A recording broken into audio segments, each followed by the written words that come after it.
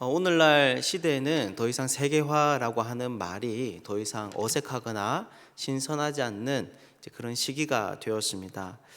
그만큼 세계는 좁아졌고 많은 사람들이 이전보다 훨씬 더 물리적 또 언어적 문화적 경계를 넘는 것에 있어서 익숙해진 것이지요.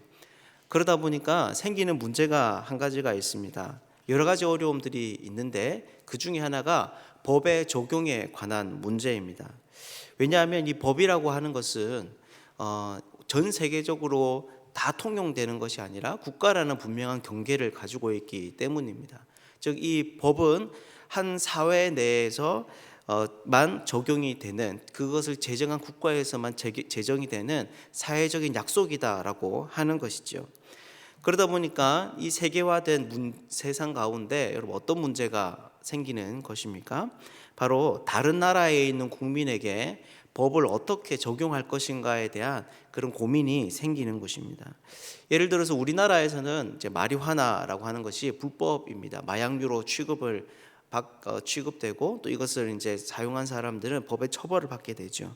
하지만 미국의 어떤 주들은 이것을 우리나라 마치 담배처럼 오락용으로 사용할 수 있도록 허용하고 있습니다.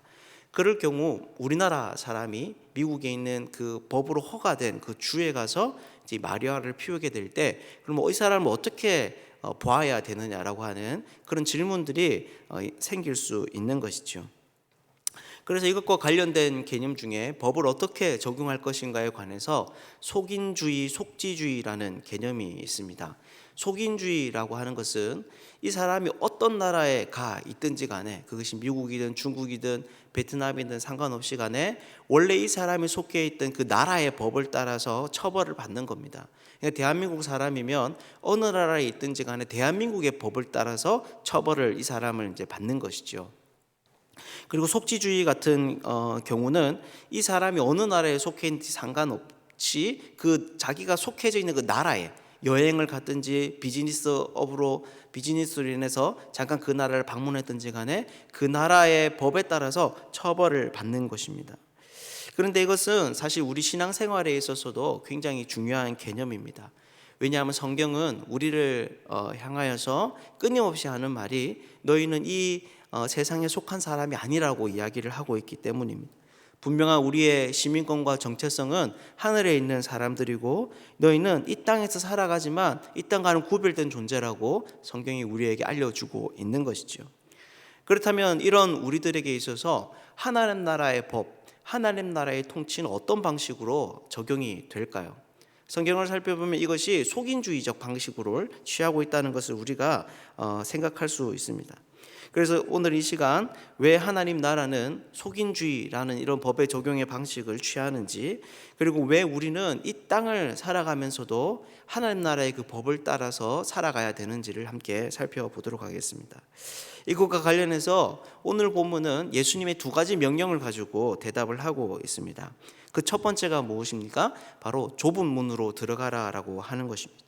여기서 문이라고 하는 것은 진짜로 우리가 생각하는 어떤 문을 열고 닫는 어떤 다른 통로로 이어지는 그런 문을 의미하는 것이 아닙니다.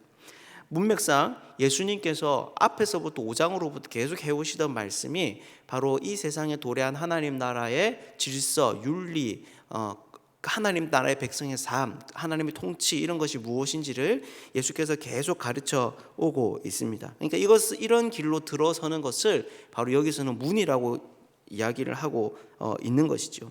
예수님은 5장에서부터 계속 해오던 이 이야기들을 지금 여기에서 일단락 지으면서 그 문이라는 이야기를 통해서 마무리를 하고 계시는 것입니다.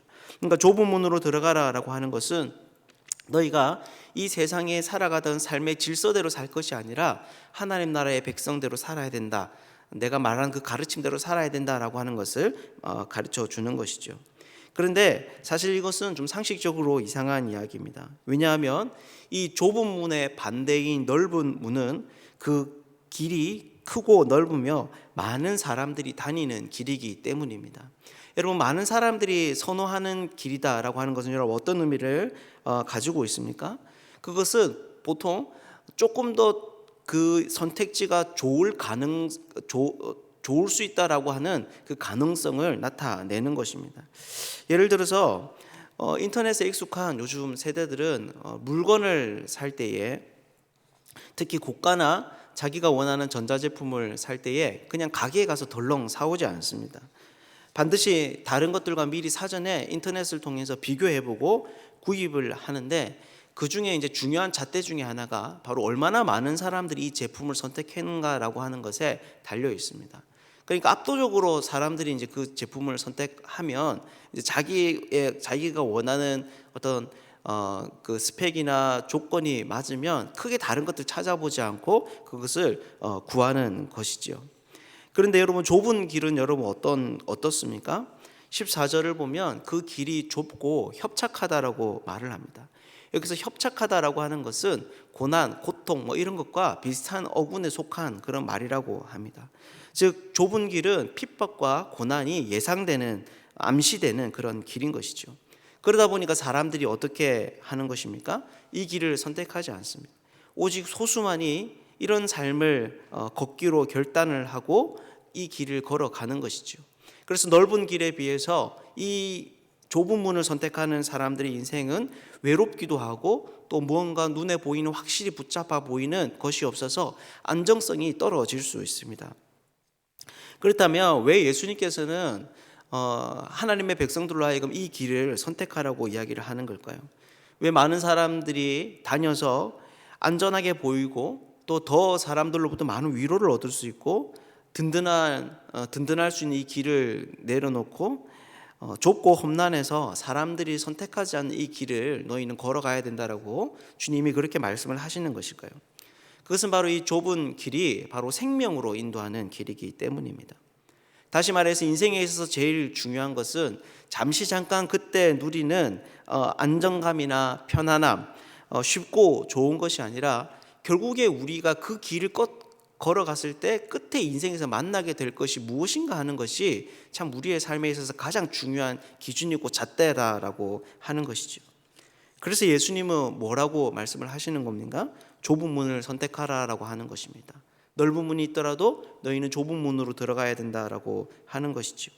지금 예수님의 말씀을 따라 사는 삶이 반대를 겪어 이런저런 어려움이 있을 수 있다고 하더라도 결국 좁은 문을 선택하고 주님의 말씀대로 살아가는 사람들에게 참된 생명이 예정되어져 있기 때문에, 또 보상되기 때문에, 너희가 그 길 끝에 그것을 얻을 수 있기 때문에 너희는 이 길을 선택해야 된다라고 하는 것입니다.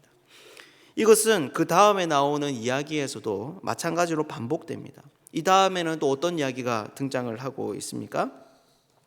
예수님께서 하시는 그 두 번째 명령은 거짓 선지자들에 관한 것입니다. 이런 거짓 선지자들을 삼가라라고 주님이 말씀을 하고 있는 것이죠. 여러분, 이 거짓 선지자들은 여러분 어떤 사람들일까요? 맥락상 이 거짓 선지자들은 인생의 선택의 지점에서, 즉 좁은 문과 넓은 문 앞에 서 있는 사람들에게 넓은 문을 선택하도록 충동하는 그런 사람들입니다. 보기 좋은 떡이 먹기도 좋다고, 세상 사람들도 다 그렇게 산다고, 너는 왜 예수를 그렇게 별나게 믿어야 되냐라고 예수님의 제자로 살기를 결단한 사람들로 하여금 자신의 선택을 다시 번복하고 회의하게 만드는 그런 일을 하는 사람들인 것이죠. 그래서 사실 이런 거짓 선지자들의 이야기는 어떻게 보면 매력적일 수 있습니다. 왜냐하면 신앙이 좋아서 좁은 길을 가야 된다는 것을 아는 사람들도 사실 마음속으로는 넓은 길을 선택하고 싶은 그 마음이 있기 때문입니다. 예수님의 말씀 앞에서 자신을 부인하기보다는 자신의 욕심대로, 또 자기가 원하는 대로 살고 싶은 마음들이 우리 가운데 있는 것이죠. 그래서 선택의 기로에서 우리가 이런 사람들이 이야기를 들으면 여러분 어떻게 되겠습니까? 마음이 끌리는 것입니다. 마치 하와가 선악과를 보았을 때처럼 이들의 이야기가 참 지혜로워 보이기도 하고 강한 설득력을 가지고 있다는 그런 느낌을 받는 것이죠. 그런데 예수님께서는 뭐라고 하십니까? 바로 이런 거짓 선지자들의 가르침을 삼가라고 말씀하십니다. 여러분, 왜 그럴까요? 왜 예수님이 이렇게 지혜로워 보이는 사람들의 이야기를 듣지 말라고 주의하라고 명령을 하실까요? 이것에 대해서 예수님은 이런 거짓 선지자들의 열매를 가지고 대답하십니다. 그것이 바로 나무와 열매의 비유입니다. 이것은 중요한 영적인 원리를 담고 있는데 핵심은 바로 이런 것입니다. 사람은 나무와 같다는 것입니다. 그래서 결국에는 자기가 생긴 대로 행동하게 된다. 자신의 삶의 열매는 그 사람의 종류대로 얻게 된다라고 하는 것이죠. 나무가 아무리 햇빛을 받고 좋은 양분을 얻더라도 결국에는 자기의 종자를 따라서 그 열매를 내듯이 사람도 아무리 노력하더라도 결국에는 그 인생의 행위들이 자신의 정체성을 드러내는 일이 될 것이다 라고 하는 것입니다. 그런데 이때 이 거짓 선지자들이 맺는 열매가 무엇입니까? 나쁜 열매입니다. 좋지 않은 열매입니다. 다시 말해서 나무로 하여금 찍혀서 불에 던지도록 하는 그런 악한 열매, 즉 파멸에 이르게 하는 열매다라고 하는 것이죠. 여러분, 그렇다면 왜 예수님께서는 이런 거짓 선지자들의 이야기를 삼가라고 말씀을 하고 계시는 것입니까?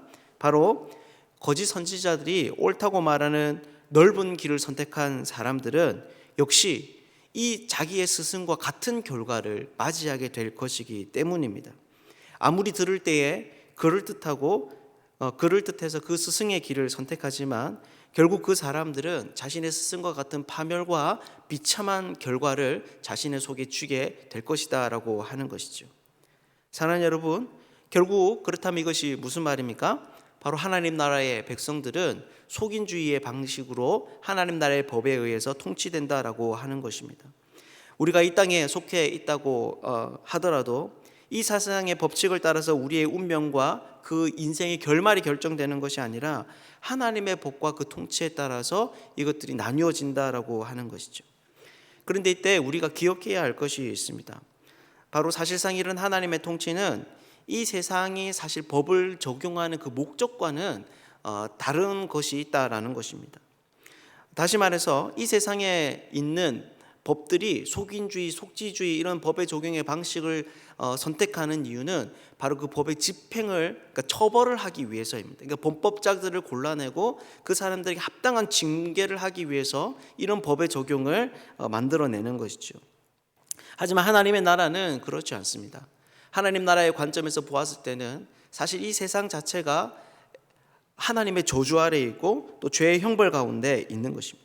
그렇기 때문에 예수 그리스도의 말씀을 따라서 사는 것, 하나님의 통치를 받는 것은 바로 사람들로 하여금 구원을 위한 길이다라고 하는 것이죠. 에덴에서 쫓겨난 후 저주 가운데 살아가는 이 세상 사람들을 위해서 하나님께서는 그들을 회복시키기 위해서 열어놓은 길이 바로 오늘 우리 앞에 놓인 예수님의 말씀을 따라서 사는 삶이고 하나님 나라의 백성의 삶이다라고 하는 것입니다. 그래서 이 길은 죽음이 있는 사람들에게 생명을 주고 어둠 가운데 있는 사람들에게 빛을 주는 하나님의 은혜다라고 하는 것입니다. 사랑하는 여러분, 오늘도 이 넓은 길밖에 없는 세상 가운데 예수께서 열어놓으신 좁은 길이 있습니다. 이 길이 협착하여 고생스럽고 힘이 들 수 있지만 그 길 끝에는 하나님께서 허락하신 생명의 약속이 있습니다. 이 길이 구원의 길이고 이 길이 참된 행복의 길인 것이죠.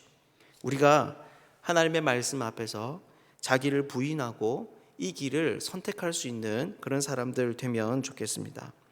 많은 사람들의 이야기보다 또 내 내면에 왜곡되고 부패된 마음을 따라서 살기보다 하나님의 약속을 더 신뢰하는 그런 사람들 되면 좋겠습니다. 이 자리에 있는 우리 모두가 오늘도 이 세상 가운데서 하나님의 통치 아래에서 살기로 결단하고 또 그 길을 기쁘게 걸어서 그분이 약속하신 생명을 풍성히 누릴 수 있는 복된 사람들 되기를 주님의 이름으로 축복합니다.